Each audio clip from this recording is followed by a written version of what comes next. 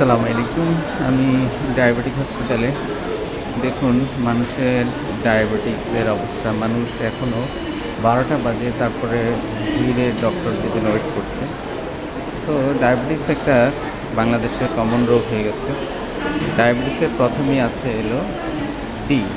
ডায়াবেটিসের আপনাকে নিয়মিত ডিসিপ্লিনে আপনাকে নিয়মিত শরীরচর্চা করতে হবে, নিয়মিত ভালো খাবার খেতে হবে, নিয়মিত ব্লাড চেক আপে থাকতে হবে, ডক্টরের পরামর্শ নিতে হবে, নিয়মিত আপনার হাইজেনিক ফুড খেতে হবে, ঘুম নিয়মিত যেতে হবে।